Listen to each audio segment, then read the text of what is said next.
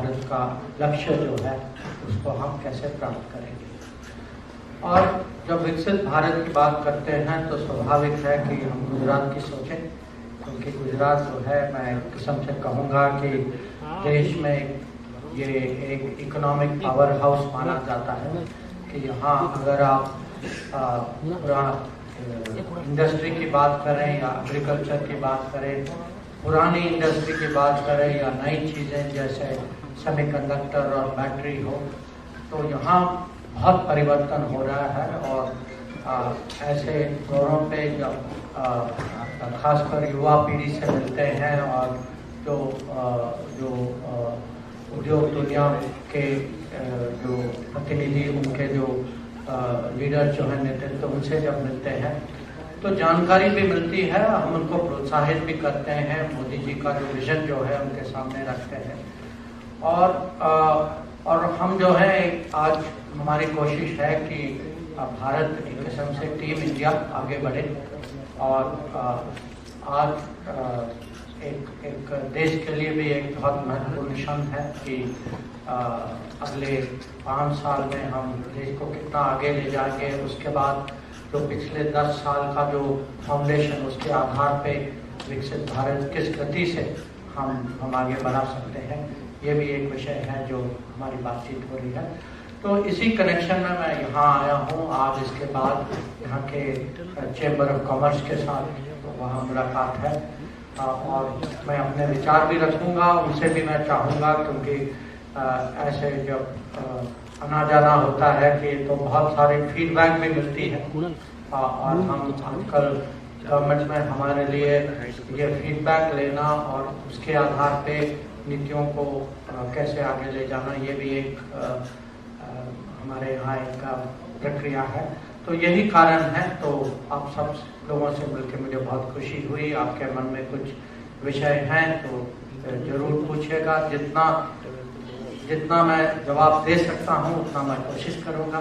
तो मैं आप लोगों एक वन बाय वन પહેલા કોમ્પ્યુટર પોતાનું નામ આપે અને સંસ્થાનું નામ આપે અને વન બાય वन હાથ ઊંચો કરજો, માઇક અહીંયાથી આપની જોડે પહોંચી જશે.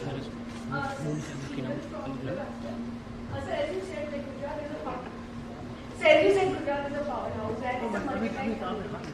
And current situation, if you see that the Red Sea and Arabian Sea route is infested with Middle East war and pirates. So do we need, especially for Gujarat community, the merchant community, which depends on this route, any long-term plan? Because some are thinking about air route, but that is not feasible. नहीं, अच्छा प्रश्न है आपका। I am very happy you asked it, because ये खाली गुजरात का problem नहीं है, ये पूरे देश का प्रॉब्लम है। मैं कहूँगा पूरे विश्व का प्रॉब्लम कि जो पूछ रही हैं आजकल रेड सी में, क्योंकि जब ये लड़ाई इजराइल और गाजा में शुरू हुई उसका इसका असर जो है कुछ और जगह में भी हुआ है। और जो रेड सी में 2 चीज़ें हो रही हैं। एक कि कुछ ताकतें शिपिंग को ड्रोन और मिसाइल के थ्रू अटैक कर रही हैं, और दूसरा कि जो सोमालिया में जो पायरेट्स जो हैं वो जहाज़ों को टेक ओवर कर रहे हैं, क्योंकि उनको लगता है कि ये उनके लिए एक अवसर बन गया है। बाकी दुनिया की नज़र वो मिसाइल और ड्रोन पर है, तो उनके लिए कहीं ये अपॉर्चुनिटी है। तो अब हमारी जो चिंता है ये 2 किस्म की चिंता है। एक कि इतना व्यापार हमारा रेड सी, वेस्टर्न अरेबियन सी के थ्रू जाता है, सुएज कैनाल होते जाता है, तो वो चिंता का विषय है। क्योंकि ये अटैक जो होते हैं तो इंश्योरेंस के रेट बढ़ जाते हैं। बहुत सारी शिपिंग जो है वो सुएज के थ्रू जाने के बजाय वो अफ्रीका के नीचे आती है, तो शिपिंग कॉस्ट बढ़ जाता है। तो एक ये चिंता ये है। दूसरी चिंता ये है कि आज जो है मर्चेंट शिपिंग में हमारे नागरिक जो है बड़ी संख्या में, तो मैं कहूँगा अगर हो सकता कि हम नंबर 1 या नंबर 2 होंगे फिलीपींस के साथ। तो कोई भी शिप पे जब कुछ अटैक होता है, ये ज़्यादातर उसमें जो क्रू मेंबर्स जो हैं उसमें हमारे नागरिक होते हैं। तो उनकी सुरक्षा के लिए भी हमें हम चिंतित थे। तो सरकार ने ये तय किया, पहले हम लोगों ने 8 जहाज, नौसेना के जहाज भेजे वहाँ। उसके बाद 8 जो हैं 12 बने। 12 मेरे ख्याल से जो मुझे लास्ट फिगर 21 का बताया गया, हो सकता है कि थोड़ा ऊपर नीचे हो। तो पिछले 3 महीने से हमारे जहाज जो हैं वहाँ पेट्रोलिंग करते हैं, और उन्होंने कम से कम, क्योंकि ये पेट्रोलिंग जो है, ये 3 किस्म के ऑपरेशन वहाँ चल रहे हैं। एक एंटी पायरेसी, एक जो है कि कहीं ऐसा कोई शिप डेंजर में हो तो उसकी सुरक्षा कैसे वहाँ तुरंत पहुँच जाते हैं। 1-2 शिप हैं जहाँ आग भी लगी थी और जो उनके क्रू ने शिप को छोड़ दिया था, तो हमारे नौसेना के जवानों ने वहाँ जाकर उस शिप को रेस्क्यू किया, उसको ठीक किया, फिर वापस उनके हवाले कर दिया। कम से कम 2 केसेस हुए हैं जहाँ पायरेसी के कारण हमें जो है वो पायरेट्स को धमकाना पड़ा। एक बार फायरिंग भी हुई थी वहाँ। और हाल ही में मैं फिलीपींस गया था, और वहाँ फिलीपींस के राष्ट्रपति ने पब्लिकली भारत को माने अपनी आभार और अपनी कृतज्ञता प्रकट की। उन्होंने कहा कि आप ही लोगों के कारण फिलीपींस के सेलर जो हैं वो जो जिनका अपहरण हुआ था उनको हम लोगों ने छुड़वाया। तो ये अभी गतिविधियां वहाँ चल रही हैं।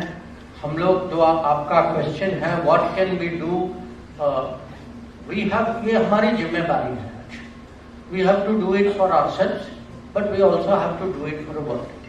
एंड जब हम कहते हैं भारत राइजिंग, जब बात करते हैं विकसित भारत, जब क्षमता के साथ जो है समृद्धि के साथ ये जिम्मेदारी भी आती है, तो हमारी आज ये रिस्पॉन्सिबिलिटी है कम से कम अगल बगल में कुछ ऐसी चीजें हो तो हम जो है इसको कैसे टैकल कर सकते हैं, बाकी देशों के साथ कोऑपरेशन में कैसे क्या कर सकते हैं। तो ये अभी यहाँ situation.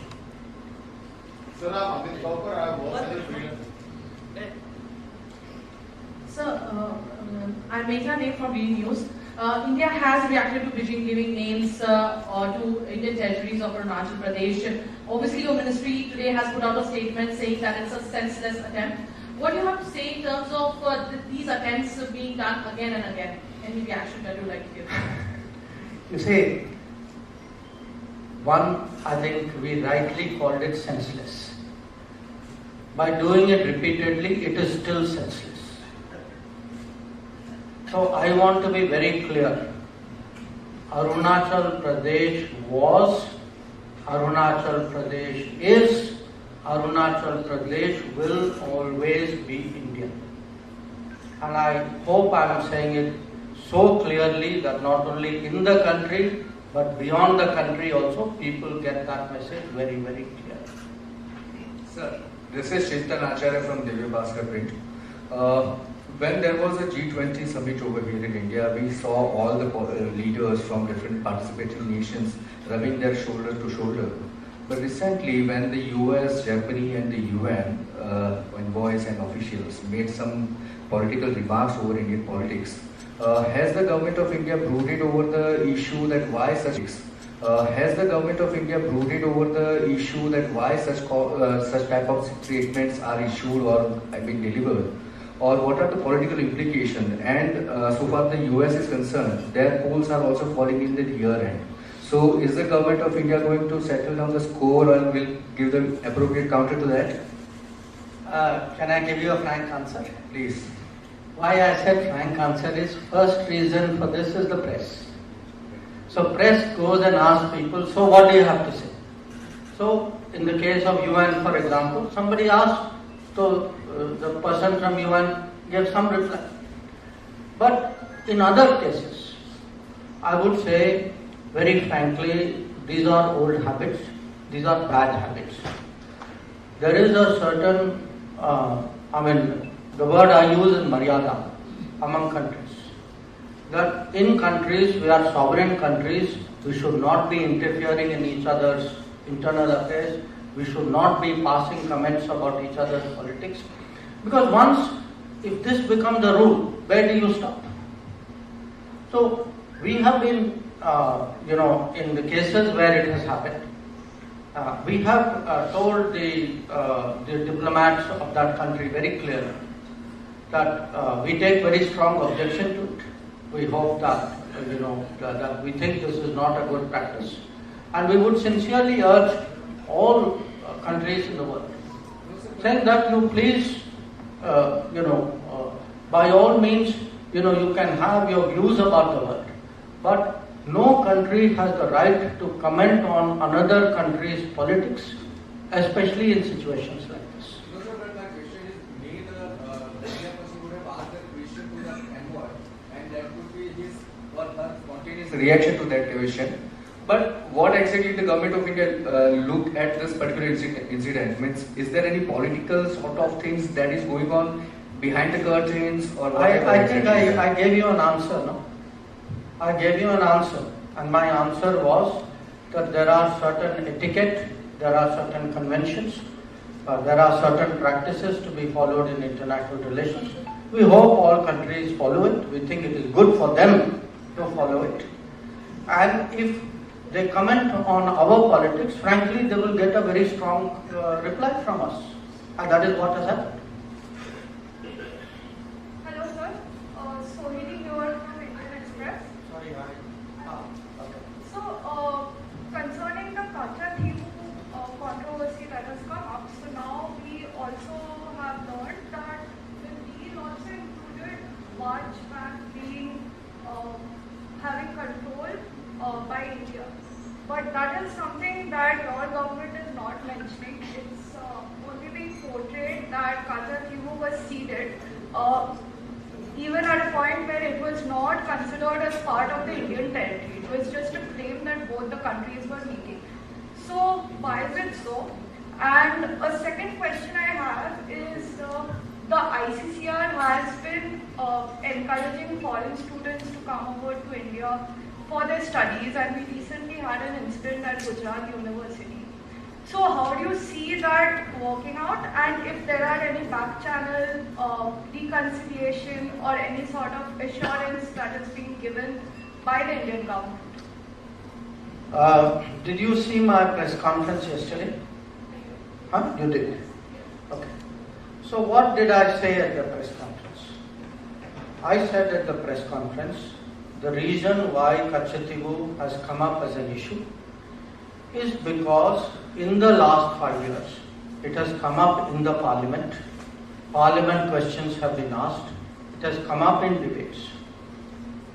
It has come up in the consultative committee of the MEA. It has come up in the public space. Political parties of Tamil Nadu, including the government of Tamil Nadu, the Chief Minister of Tamil Nadu, have written letters to me. I even mentioned 21 letters were written. So we felt, considering today that the situation of the fishermen is so much a concern, then it is right for the fishermen themselves and the people of Tamil Nadu to know the truth and the whole truth of this matter. So what was the whole truth that they did not know? The whole truth, maybe some knew, maybe some didn't. The whole truth was, number one, that Pandit Nehru and Indira Gandhi ji had very little concern for Kachati. One described it as a small island, one described it as a little rock. So that was my first point.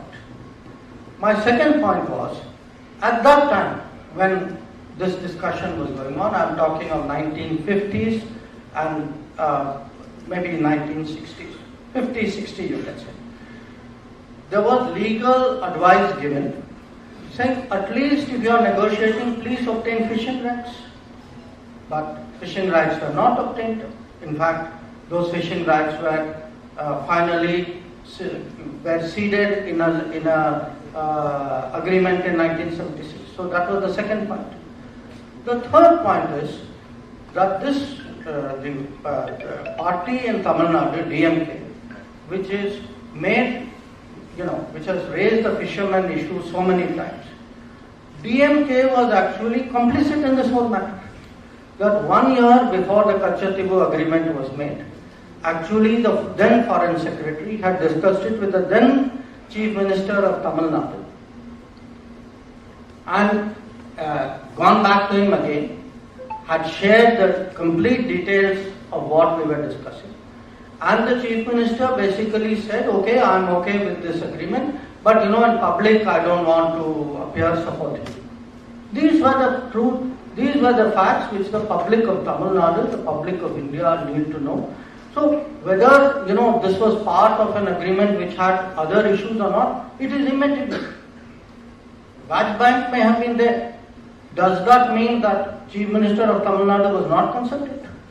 Vajj Bank may have been there. Does that mean Pandit Nehru didn't say it was a small island or that fishing rights were not negotiated? So let's be very clear. We put out 3 important facts as truth. If you disagree, if somebody says this is untrue, I'm prepared to listen to it. But if you say, those 3 things don't matter because there is 5 and 6 and 7, that is not relevant. If you have objection to the 3 things we have said, please tell me. Because these are documented. These were released under RT. So we have put out the truth. If you don't like the truth, say so. But don't try to hide the truth by coming up with some other argument. That we will not accept. Your other question on, ICC. Look, a very unfortunate incident happened. I think as soon as we heard about it, we were immediately in touch with the local police authorities. I must say they also moved very quickly on this matter. So my sense is that immediate remedial action was taken, and I treat it as something which was exceptional. It was regrettable, but I think most foreign students in India have a good experience. I meet many of them. Whenever I go to any university in this country, I always make it a point to meet foreign students. And I can tell you most of them enjoy their stay in India. I also meet many of them when they go back to their countries, and they have very good memories of India. So treat this as something which is regrettable, but this is not a representative action. Sir, in a written statement, you have mentioned as a foreign secretary. एक minute पहले सिद्धार्थ भाई ना एक minute Siddharth भाई પછી તમારું Sir, Siddharth Pandya here from the PTI, sir. I would just like to bring up the tweet by the former finance minister, P. Chidambaram, who has referred to the RTI, which was done on 27th of January 2015. And he has tweeted this also, and he has said that now the foreign ministry is doing a somersault now, and especially allegedly he has said the role of foreign minister is playing in the hands of RSS and BJP. How would you react to that, sir? If Mr. Chidambaram was unaware that I was a member of BJP, that's his problem. I am a member of BJP. I am a proud member of BJP. If you are asking me, again I refer to what our colleague asked earlier. I yesterday made 3 points. Point number 1, Pandit Nehru and Indira Gandhi ji gave no importance to Kachati. Point number 2, legal opinion said, please negotiating fishing rights, they disregarded it. Point number 3, DMK was complicit in everything which it does, and today while it talks about fishermen's rights, it was actually party to giving away these rights in 1976. Now, whether it is Mr. Chidambaram or whether it is anything which anybody else wants to ask me, if you wish to dispute these 3 facts, please do so. But there is public document out there. So by saying that today Jaishankar is in BJP or not, Jaishankar is in BJP and is proud to be in BJP. That does not change anything. Facts are facts. Truth is truth. Fishermen of Tamil Nadu should know who has put them in that position. So any personal criticism of, a person who brings out the truth is not popular with the people who are hiding the truth. That is the issue. Sir, in 2015, as the foreign secretary, you said that the issue of Kachati, this did not involve either acquiring or ceding a territory belonging to India. You have said that. Since the area in question, Kachati, has never been demarcated, under the agreement, the island of Kachati lies in the Sri Lankan side of the India and Sri Lanka border and maritime border line. This is what you have said. So you are going against your own statements. I have said it Yes, as the foreign secretary in 2015. on 27th of January. Yes, say. I was- Written reply you have given it. First of all, I was not foreign secretary on 27th of January. Please check your dates. Number two, 15 January. I don't know the और exact मुझे date. पता है when I became foreign secretary, no? I became foreign secretary on 28th of January. But that doesn't matter. That's a small issue. Issue is, look, in the what happened when the government, the previous Congress governments, 1974, 1976, did agreements. I myself yesterday, if you have seen my press conference, what did I say in the press conference? I said after the government took these steps, this then became the standard government position. So this position, I myself read out one position, a position which was taken by my ministry, Mr. E. Ahmad, read out that question, read out that answer in 2008. I think. So, look, the issue is not what was the government's position. The issue is the 3 points I made. That the public should know that DMK was complicit in it. Public should know there was legal opinion saying please negotiate fishing rights. Public should know that Indira Gandhi said this is a little rock and Nehru said it's an unimportant island, which doesn't matter to me. What was said in parliament, does it in any way contradict this? Of course not. So please ask yourself what you are asking me before you ask. Last question, sir. Last question, sir. Please, Meghna. So, Meghna from Green News, I have one more question. There have been a number of reports that have been coming in terms of Indian youngsters going to other countries on the pretext of employment, fraudulent cases, and a lot has been coming. Recently, a statement was put out by your ministry in terms of the Indians who were stuck in Cambodia as well.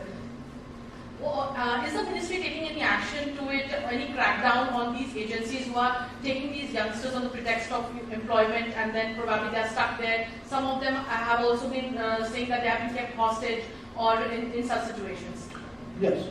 You see, what has happened is often young people, they are cheated or fooled by agents of various kinds. So in this particular case, a set of young people were taken to Cambodia. Some months ago, we had some people who were taken to Myanmar. Sometimes we have people, we see in different countries where, because young people, often somebody comes and promises something, वो मान जाते हैं, वो उसको verify नहीं करते. We had this, right now we are looking at young people who are told something and taken to Russia. So these are today, so what do we do?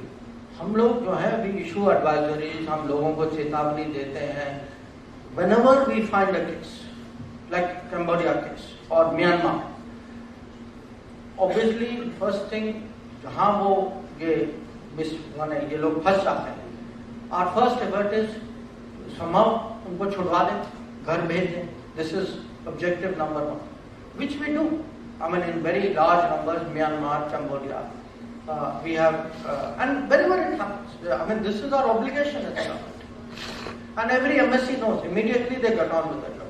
Secondly, wherever we get details of agents, we immediately write to the state government saying, this person or this agency has done it.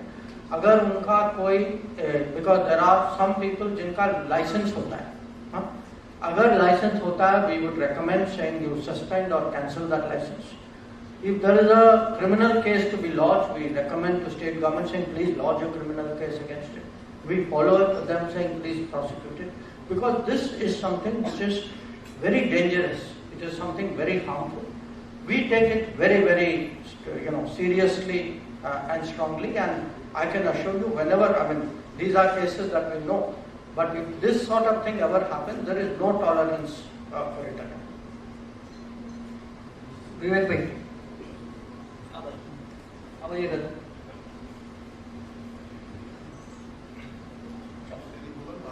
Hello sir, my name is Jayraj and I am from Vibes of India. So मैं आपसे ये पूछना चाहूँगा कि आप गुजरात में आए हैं और विकसित गुजरात की, विकसित भारत की हम बात करते हैं, तो आप गुजरात को रिप्रेजेंट भी करते हैं, तो आपके अंदर वो गुजरात वाली बात या गुजरातीपन अभी तक आया कि नहीं? मैं आप अभी तक गुजरातीपन आपने क्या कहा? हाँ वही, मतलब गुजरात की जो क्वालिटीज या फिर जो इतने ज्यादा बात यहाँ पे आते हो तो कुछ ना कुछ चीजें होती है जो अपने अंदर नेचुरली आ ही जाती है। हाँ बहुत सारी चीजें। हाँ जी, नहीं बहुत सारी चीजें। एक्सप्लेन। हाँ जी। एक तो मैं आई कैन टेल यू मेरे फूड हैबिट्स तो चेंज हो गए। ओके, तो मेरी चीनी की कंजम्पशन भी बढ़ी है थोड़ी सी। और जो देखिए ऐसा है, गुजरात के संसद सदस्य बनने के पहले भी आप जानते हैं कि मैं विदेश सेवा में था। मुझे जो भी दुनिया माने जो दुनिया घूमते हैं ना, वो सबसे ज्यादा अगर भारत में कोई भी स्टेट के लोग दुनिया में हैं वो गुजराती। और मैं एक चीज कहूंगा उनके बारे में कि जहां भी जाए माने बड़े परिश्रमी लोग हैं। आप कभी नहीं देखेंगे कि कोई गुजराती कभी डाउन होता है, कि जहां भी जाए they stick together, they help each other, they work very hard। और मैं कहूँगा एक किस्म से वो मॉडल सिटीजन देश के बाहर। तो जब दुनिया की भारत के बारे में जो सोच जो है कोई माने थियोरी पे नहीं बनती, किसी का अनुभव होता है, कोई किसी को पहचानता है, कोई किसी का दोस्त होता है, कहीं कोई डॉक्टर हो, कोई दुकानदार हो, कोई प्रोफेशनल लॉयर हो, ये लोग जो हैं हमारी छवि बनाते। तो एमपी होने के पहले भी मैं बहुत प्रो गुजराती था, क्योंकि मुझे लगा कि देखिए इन्होंने जो है दुनिया में एक किस्म से भारत की इज्जत, भारत का रोशन जो है इन्होंने किया। पर आने के एमपी बनने के बाद मैं कहूँगा दिल्ली के अलावा सबसे ज़्यादा मैं गुजराती आता हूँ। तो मेरा यहाँ अनुभव जो है, और 2 बार मैं नवरात्रि के समय में आया हूँ, और कभी कभी जो जहाँ कभी विजिट्स होते हैं तो अहमदाबाद या गांधीनगर जो फॉरेन डिग्निटरीज के साथ भी आए। तो मेरे लिए जो है एक किस्म से बहुत कुछ सीखने को भी है। और यहाँ और अभी आप जानते हैं कि कैबिनेट में भी अगल बगल में गुजराती ही हैं, तो उनका भी कुछ प्रभाव होता है हम सब पे। तो ओवरऑल फीलिंग बहुत पॉजिटिव है। और बस हो सकता है कि थोड़े समय बाद कहीं ना कहीं ऐसा मौका आएगा जहाँ कम से कम मुझे कुछ गुजराती में बोलने का अवसर, तब तक कुछ क्षमता भी होगी।